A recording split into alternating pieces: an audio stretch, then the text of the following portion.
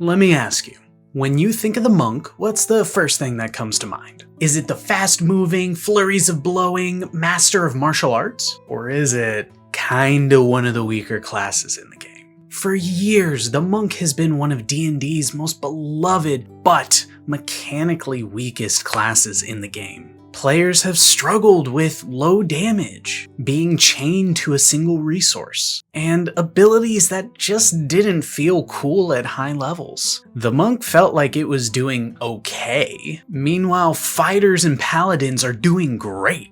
But what if I told you all of this has changed? The old monk has gone through a training arc, gone back to the temple, centered themselves. The old monk is dead. And in this video, we're gonna break down the warrior that has taken its place. In the 2024 Player's Handbook, the monk has received one of the most substantial upgrades of all of the classes. The changes made address a lot of the long-standing criticisms the class was facing, while enhancing all of the things that made it so unique in the first place. This is the only guide you're going to need to understand the 2024 monk. We're gonna break it down level by level so you know what you're getting yourself into. We'll deep dive into the awesome subclasses that have been redesigned, and of course I'll give you some advice on stats and feats to pick up along the way.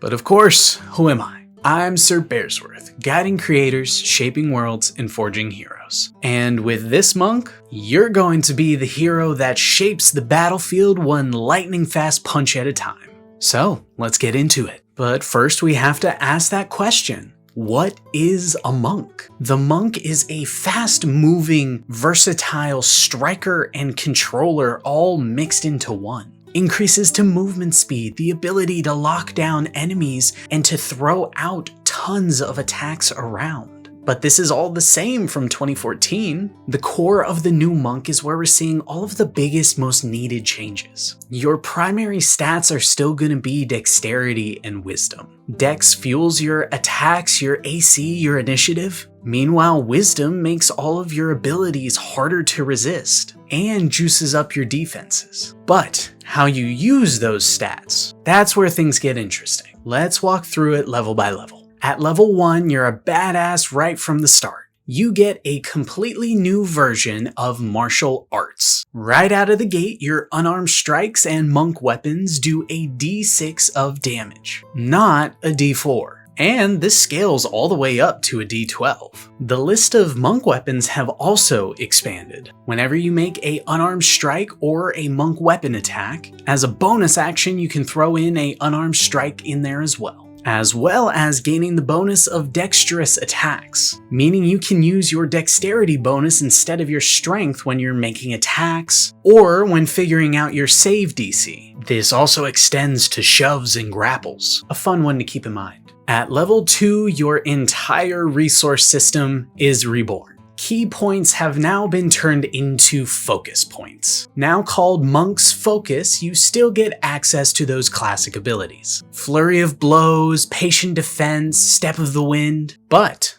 they're all better now. Patient Defense now lets you disengage as a bonus action for free, and Step of the Wind also lets you dash for free. But if you want to spend a focus point, you can juice those abilities up. Patient Defense becomes a disengage and a dodge, while Step of the Wind becomes a dash and a disengage, with a double jump distance. Meanwhile, Flurry of Blows is one focus point to throw out 2 unarmed strikes as a bonus action. That one didn't change. But with these updates, you get to save more of those focus points for when you need them most. Also at level 2, you get unarmored movement. While you aren't wearing armor or a shield, your movement speed increases by 10 feet, and this bonus just gets bigger over time. You also get access to Uncanny Metabolism. Once per long rest, when you roll for initiative, you can just get all of your focus points back. You also heal yourself for a roll of your martial arts die plus your monk level. So already by level 2, you really don't need to worry about not having points to spend. So let those fists fly. At level 3, your defenses get a buff with deflect attacks. This is an upgrade from the old deflect missiles, now letting you use your reaction to not just reduce the damage of ranged attacks, but melee attacks too. The reduction equals 1d10 plus your dexterity modifier and monk level. And if you manage to reduce the damage to 0, you can spend a focus point to redirect that attack. Your target needs to make a dexterity saving throw, and if they fail,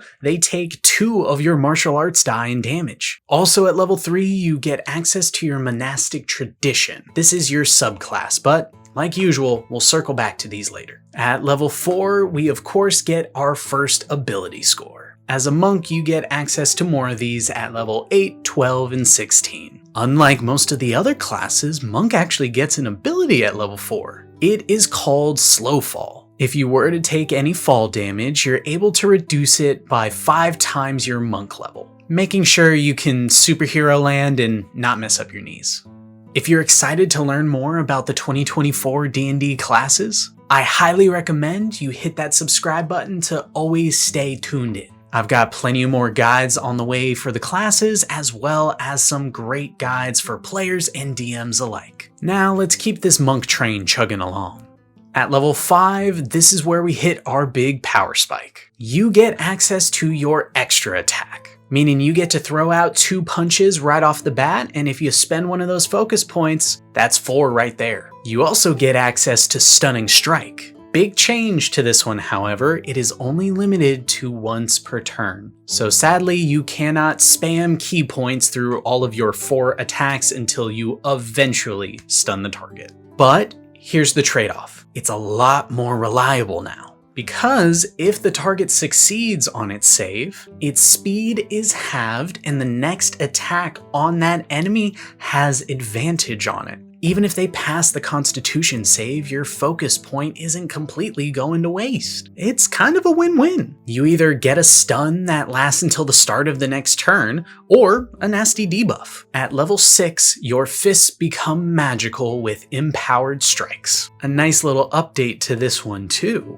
You can choose to make your unarmed strikes deal force damage. Oh, you mean just one of the least resisted damage types in the game? The monk looks at your resistances and laughs. Moving on, at level 7, you get a classic defensive ability. Evasion gives you the ability that if you pass a dexterity saving throw, usually you would take half damage, but in this case, you will take no damage. That also means if you do happen to fail, you're only taking half damage. You're quick on your feet. Bumping up to level 9, you get acrobatic movement, letting you channel your chakra like your favorite Naruto character and run on walls and water. Though, special note, if you stop moving on that surface, you still will fall. You can't just start aura farming like Gaara up there. At level 10, we get another big power spike. Heightened focus makes your martial arts abilities even better. Your flurry of blows now makes 3 attacks instead of 2. Patient defense gives you temporary HP equal to 2 rolls of your martial arts die. And Step of the Wind allows you to take a buddy with you along for the ride. You also get access to self-restoration. Through sheer force of will, you can remove either the charmed, frightened, or poisoned effect from yourself. At level 13, you get access to Deflect Energy. This expands your deflect attacks to work against all damage types. That fireball, that lightning bolt, you can just use your reaction to tank it. At level 14, you get Discipled Survivor. This just gives you the fun little ability of being proficient in all saving throws. Between evasion, deflect energy, proficiency in all saves, you are insanely resilient, especially for someone not wearing any armor. At level 15, perfect focus makes sure that you are never going into a fight on empty. When you roll initiative, if you have fewer than 4 focus points, you immediately get bumped right back up to 4. It's your little safety net. Now up at the big levels. At level 18, Superior Defense allows you to spend 3 focus points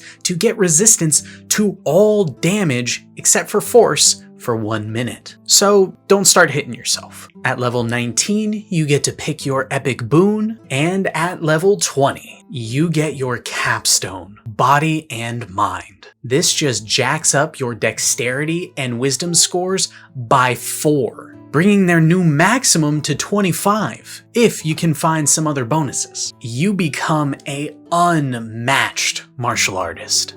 I know you can tell already the monk seems to be a completely different beast. Let's talk about specialization. In the 2024 Player's Handbook, we get access to 4 awesome subclasses. Each one takes advantage of this new monk class and turns it up to 11. Coming in first, we have the Warrior of Mercy. This is your martial arts doctor, a master of life and death. At level 3, you get access to Hand of Harm and Hand of Healing. You can spend your focus points to either heal allies or deal necrotic damage to your enemies. This goes hand in hand with your unarmed strikes, allowing you to either swap one to heal or add some necrotic damage onto your strike. You also get Implements of Mercy. This gives you proficiency in the insight and medicine skills, as well as proficiency with an herbalism kit. At level 6, Physician's Touch allows you to either poison your enemies with your Hands of Harm, or cure your allies with your Hands of Healing from a whole laundry list of different conditions. This keeps making sure you are this perfect blend of damage and support. At level 11, Flurry of Healing and Harm allows you to utilize the cool features you've just been using now for free, up to your wisdom modifier number of times, allowing you to replace strikes with healing or add that necrotic damage on top of your normal damage. And finally, at level 17, Hand of Ultimate Mercy. If one of your allies has fallen in battle within the last 24 hours, you can spend 5 focus points to bring them back from death. They get 4d10 plus your wisdom modifier and health back. And if they had any nasty conditions when they went down, they are cured of those as well. Next is the Warrior of Shadow. This is your quintessential ninja. At level 3, Shadow Arts has gotten a complete rework.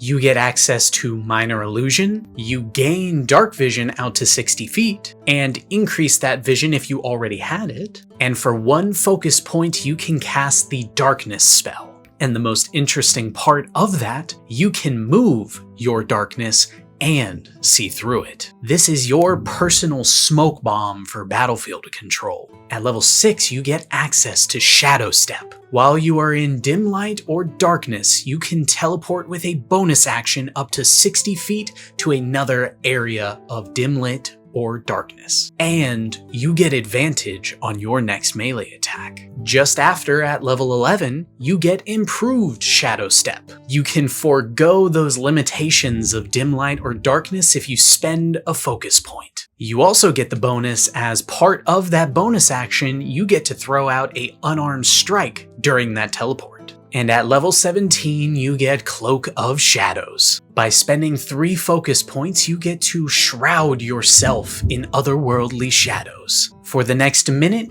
you are deemed invisible, able to walk through occupied spaces as if they were difficult terrain, and you can use your Flurry of Blows without using any focus points. An incredible toolkit for any scout or assassin. Next up, we have the completely redesigned Warrior of the Elements. The old 4 Elements monk is gone. This new version, I think, is what we were all waiting for. At level 3, you get Elemental Attunement. For 1 focus point, you enter into a 10-minute stance. When you use an unarmed strike, your reach is increased to 10 feet, as well as being able to choose different damage types for your strikes. You can choose from acid, cold, fire, lightning, or thunder damage. And if your attack hits, you can force your enemy to make a strength saving throw and either be pushed or pulled toward you. You also get access to Manipulate Elements. You now know the Elementalism spell. You get to use Wisdom as your spellcasting modifier. At level 6, you get Elemental Burst. As an action, you expend 2 of your focus points to send out your own Elemental Blast up to 120 feet away. and launch that 20-foot radius sphere into your enemies. They must make a dexterity saving throw where they will take 3 rolls of your martial arts die, half as much on a save. At level 11,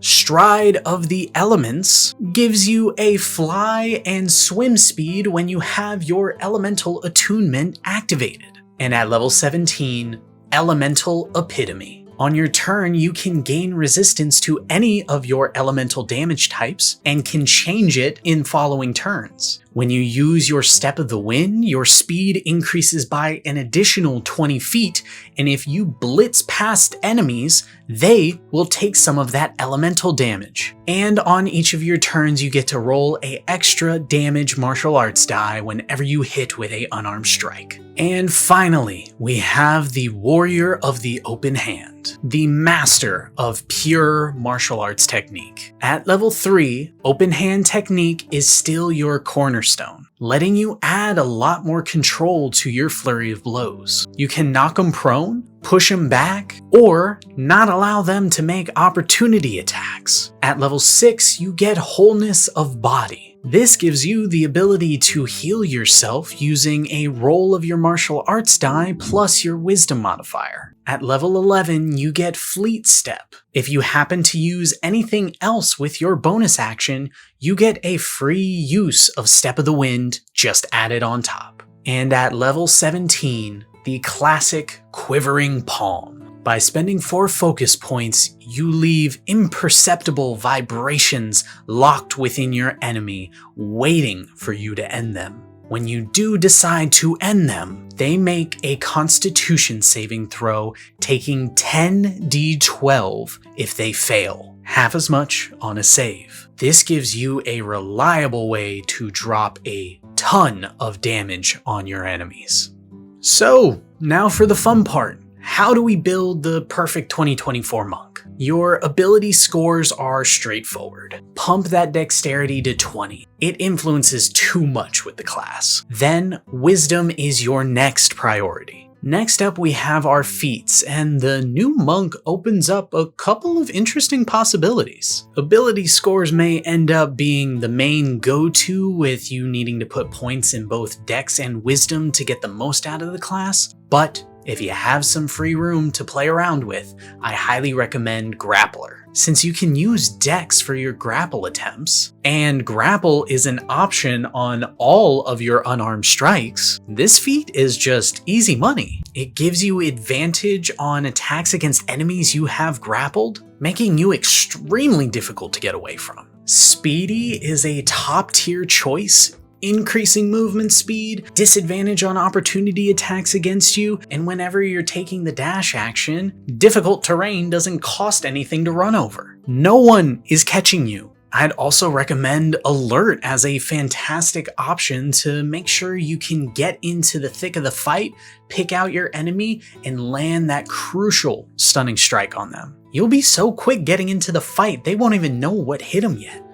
So what's the word on the 2024 monk? It has been completely reworked, and honestly, these changes are insane. You are a fast, incredibly durable, and surprisingly consistent damage dealer. The damage is higher when you start out, the resource economy is fixed, thanks to better bonus actions and uncanny metabolism, and your defenses are stronger than ever, as well as all of the subclasses are powerful and distinct. The monk isn't just a fun thematic choice anymore, it's actually something worth investing an entire character into. This is the monk we've been waiting for. But what do you guys think about the changes? What's your favorite monk build that you have planned for your next character? Let me know in the comments below what crazy builds you're cooking up. And if this guide helped you out and you're excited for more in the future, then do me a solid and hit that like button.